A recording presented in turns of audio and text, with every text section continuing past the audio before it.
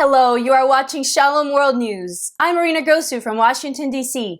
Here are the latest headlines from around the world. Pope Francis expressed his closeness to Chinese Christians, particularly those suffering, on the World Day of Prayer for the Church in China.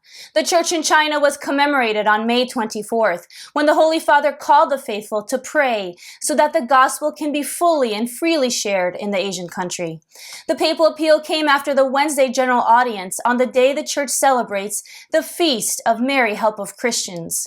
The Holy Father offered a special prayer for all the Chinese Christians who suffer, particularly the pastors and the faithful, so that they may experience consolation and encouragement. It was Pope Benedict XVI who declared May 24th as World Day of Prayer for China in 2007. On May 24th, Chinese Catholics also honor the Blessed Virgin Mary as the nation's patroness under the title of Our Lady, Help of Christians. After 15 months since the onset of the war in Ukraine, the majority of World Health Organization member states voted on Wednesday to denounce the catastrophic health effects brought on by Russia's invasion of the Eastern European nation. The World Health Organization's annual assembly, held in Geneva this year, issued a resolution calling on Moscow to stop all attacks on hospitals in Ukraine. The outfit also expressed concerns for the wider health effects in the country. Ukraine's ambassador, Yevgenia Filipenko, said the support for Kyiv's resolution is a sign of hope for more than 14 million Ukrainians in need of health assistance and a demonstration of unity with the nation's medical professionals. She said the vote demonstrated to Moscow that massive attacks on healthcare are not tolerated. The body also condemned Russia's widespread attacks on civilians and vital civilian infrastructure. The upcoming International Eucharistic Congress in Ecuador will be an occasion of fraternity and hope for believers in the Latin American nation, says the president of the Pontifical Committee for International Eucharistic Congress. Father Corrado Maggioni says the International Eucharistic Congress in the capital Quito from September 8th to the 15th next year will awaken spiritual dynamism and help the Catholic Church examine and foster evangelization. After his Wednesday general audience, Pope Francis assured his closeness to the event by blessing and signing the gospel book that has been chosen as a symbol of the Congress. Signing the Evangeliario, the pontiff also said he would pray for peace in the South American country. Residents in the Sudanese capital, Khartoum, claim that clashes between the military and a powerful paramilitary outfit broke out on Wednesday, endangering a fragile ceasefire intended to facilitate the distribution of aid and to set the stage for a truce. On Wednesday, witnesses reported fights in a number of different parts of the capital. Both the warring army and the rapid support forces blamed each other for violating the ceasefire. Supervised by Saudi Arabia and the United States in addition to the warring parties, the ceasefire agreement was achieved after 5 weeks of fighting in Sudan. Over 1.3 million people have been forced to evacuate their homes as a result of the conflict. The United Nations has said the number of people requiring aid within Sudan has jumped to 25 million. The International Organization for Migration says that over 1 million people have been displaced within Sudan and 319,000 have fled to neighboring countries.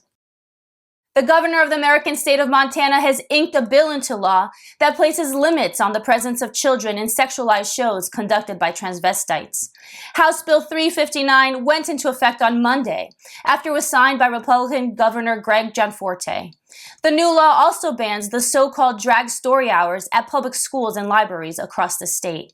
The bill defines such shows as an event hosted by a drag queen or drag king who reads children's books and engages in other learning activities with minor children present. The new law makes Montana the latest Republican-led state to prohibit such transvestite shows where men dress as women with gaudy makeup to sing or entertain a crowd with sexual content. Similar laws have also been passed in other Republican-led states. In March, Governor Bill Lee of Tennessee signed a bill into law that curbs public transvestite performances. In a similar manner, Governor of Florida Ron DeSantis has also signed a bill that empowers the administration to revoke licenses from establishments if they permit kids to watch sexualized transvestite performances. A UN official in the Middle East told the Security Council that swift action is needed to prevent flare-ups of Israeli-Palestinian violence and avert a looming food crisis. The UN Special Coordinator for the Middle East peace process, Tor Wennesland, said there is no time to spare.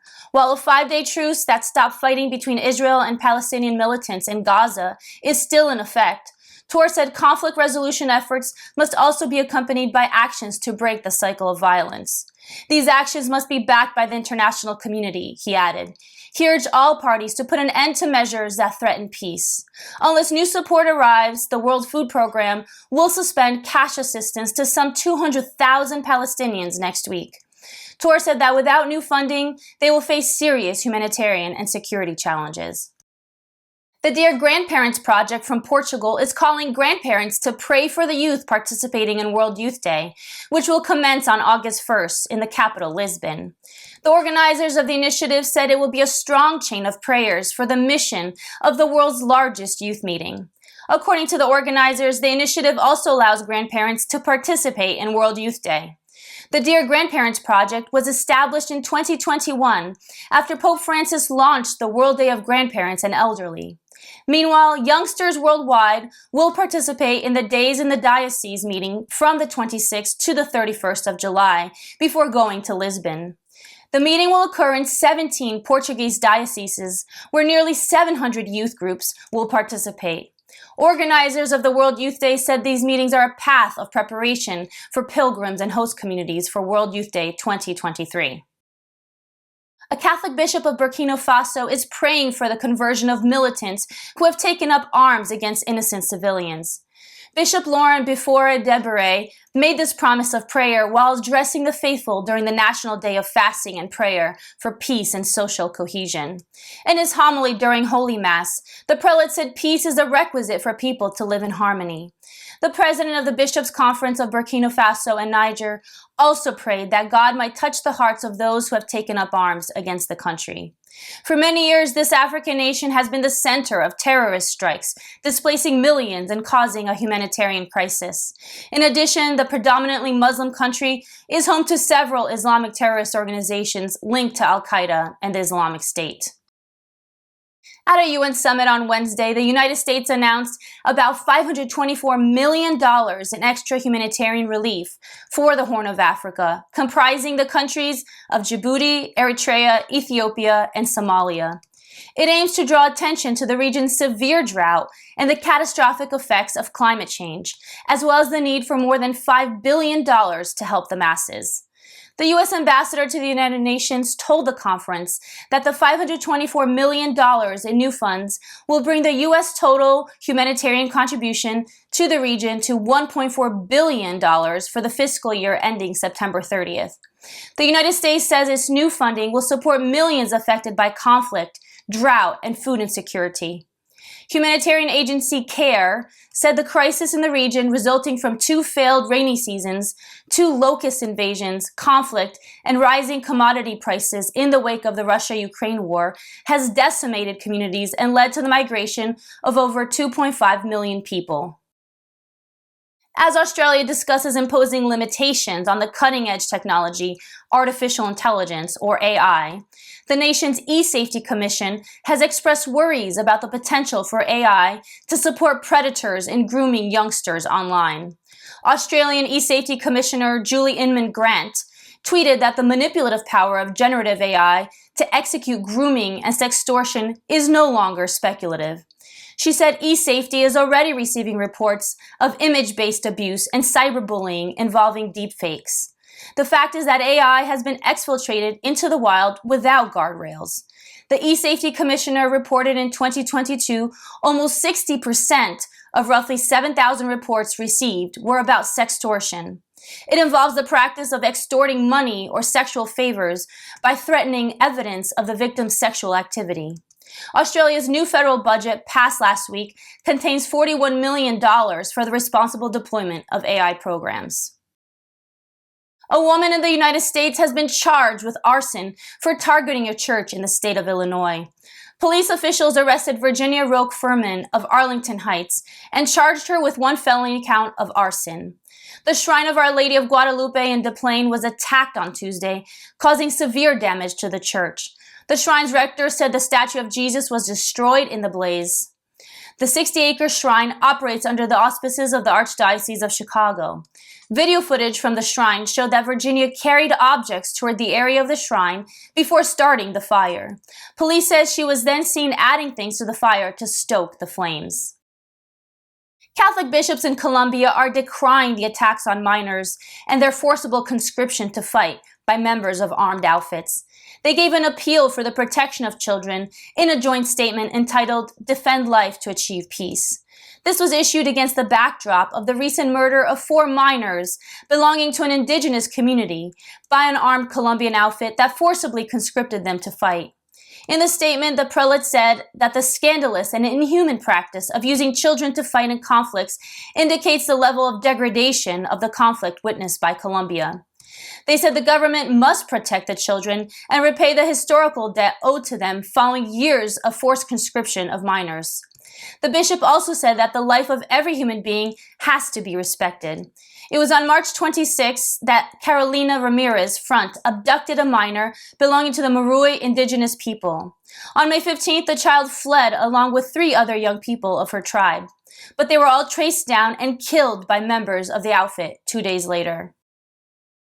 In the African nation of Malawi, the High Court has postponed the hearing meant to interpret a section of the Penal Code that criminalizes consensual same-sex relations between 2 adults. The lawsuit will be heard on June 5th and 6th. Initially, the court had kept the hearing for May 23rd.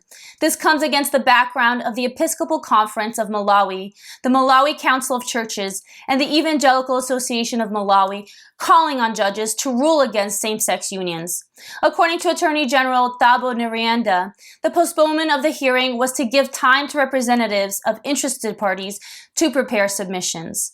The Christian leaders of the country urged the judiciary not to amend the law criminalizing same-sex unions for consenting adults. They said it can only be changed by the will of the majority of the citizens through a referendum or by parliamentary means. In the United States, pro-life supporters are exulting as the #1 abortion provider, Planned Parenthood, said it is cutting down 15% of its national office staff. The pro-choice outfit says it is making this move in order to fund non-abortion services in states that are pro-life. Planned Parenthood made the announcement on Tuesday that up to 15% of more than 700 employees will be laid off next month. The funds secured from the layoffs will be used for sexually transmitted disease testing, cancer screening, contraception, and so-called sex change interventions in states where pro-life laws are in place already. President of Susan B. Anthony Pro-Life America, Marjorie Dannenfelser, told Fox News that it is no coincidence that cutbacks and layoffs are impacting Planned Parenthood when North and South Carolina and Nebraska are witnessing pro-life protections gaining momentum. President of the March for Life Education and Defense Fund, Jeannie Mancini, said that the abortion giant's bid to lay off staff shows the changing culture in which more Americans see the beauty of preborn life. And those are your latest headlines. Join us again tomorrow for more. You can also visit swnews.org for more updates. Shalom.